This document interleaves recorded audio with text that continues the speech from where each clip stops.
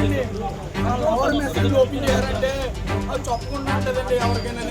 యానాంలో యువకుడు cell tower ఎక్కి ఆత్మహత్యా యత్నానికి పాల్పడ్డాడు. తన ఆత్మహత్యకు పోలీసులే కారణమంటూ పోలీసులే బెదిరించే ప్రయత్నం చేశాడు.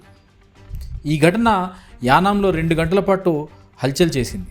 యానాంకు చెందిన అలీషా అనే యువకుడు తన వాట్సాప్ స్టేటస్ కారణంగా పోలీసులు తనను వేధిస్తున్నారని ఆరోపిస్తూ సెల్ టవర్ ఎక్కాడు.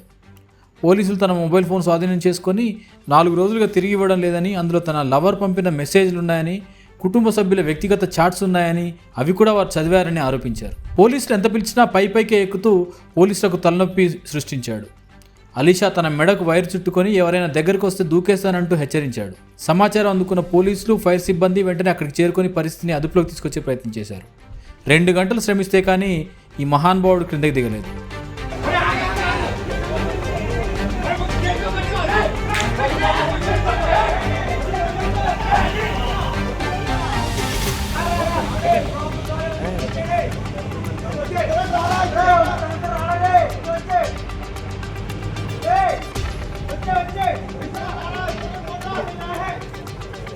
ఫోన్ ఇదిగో తల్లితో నీదేరా దిగు దిగురా కింద దిగు.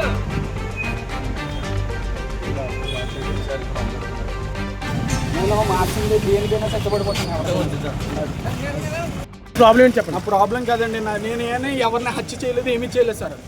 సోషల్ మీడియాలో ఏదో డౌన్లోడ్ చేసిన వీడియో నన్ను మానసికంగా స్టేషన్లో తీసి ఇబ్బంది పెట్టి నా ఫోను ఒక 5 రోజుల నుండి ఇవ్వకుండా నేను మానసిక నా పర్సనల్ విషయాలు టచ్ చేసి, నా పర్సనల్ ప్రాబ్లమ్స్ టచ్ చేసి వీళ్ళు ఏదో గేమ్ చేద్దాం అనుకుంటున్నారు.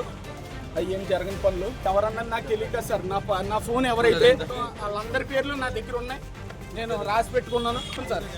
నేను ఇప్పుడు చెప్పను సార్, అది ఎప్పుడు చెప్పాలో అప్పుడు చెప్పగలుగుతాను.